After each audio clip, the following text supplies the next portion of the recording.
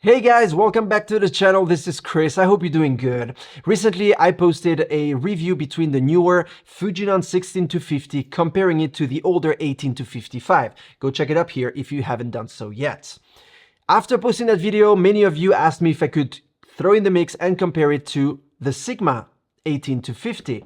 Therefore, here's the video. First thing is the weight. There are 45 grams between these two lenses, and the point goes to Fuji, which weighs 240 grams as compared to 285 grams for the Sigma. The size is also different. I always thought that, the Sigma was very compact, but looking at this Fuji now, I had to reconsider. The Fuji measures 5.5 millimeters less than the Sigma when they're closed, which is already smaller. Now, when you zoom the Sigma to 50 millimeters, it becomes 100 millimeters long, which is a difference of 28.6 millimeters. And that basically means almost 3 centimeters difference when you zoom these two lenses. Max aperture wise, I'll give the point to Sigma because it is a max aperture of f2.8 as compared to f2.8 to f4.8 for the Fujinon. They both have the same minimum aperture of f22.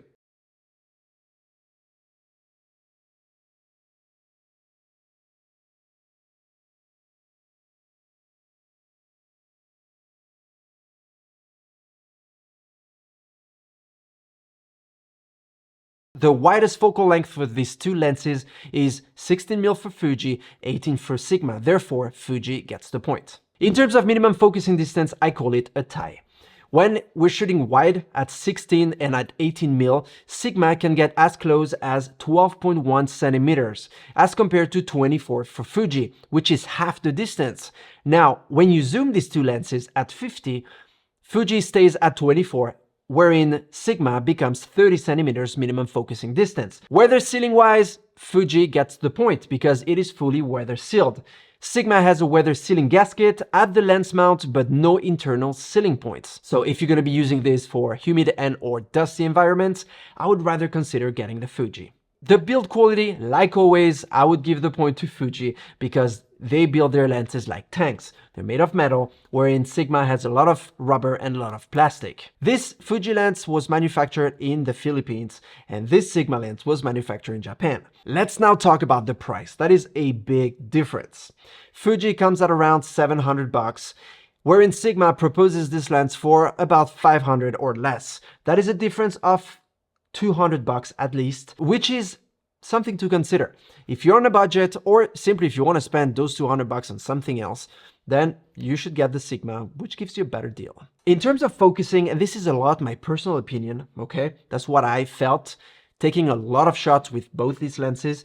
I feel like Fuji has a better focusing speed and it tends to catch the subject more easily than the Sigma. Sigma tends to have a hard time and hunt way more often than the Fuji lens, in my opinion. Now, when we talk contrast, saturation, color reproduction, and so forth, I find these lenses to be very, very similar. Honestly, I can't really tell them apart. They do an amazing job, and they're both very, very sharp. So I don't think one is better than the other in terms of image quality. So what is my verdict between these two lenses? I think Fuji has the upper hand on a lot of different aspects and points, and it gets a lot of points, to be honest. It is a great little lens. But that doesn't mean that the Sigma isn't good. I find it great if you're someone that wants to have those extra stop of maximum aperture, because yes, you do get a little bit more light on this guy, especially when you zoom. You keep that f2.8 and that's very sweet.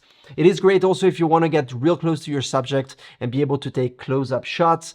I like that a lot too. And just simply if your wallet tells you that you can't spend that much money for a lens, then you have this cheaper alternative that will cost you less. Let me know in the comment section below what you think about these two lenses, which one you would buy and for what reason. And if I forgot anything, let me know as well. Have an amazing day and see you in my next video. Cheers.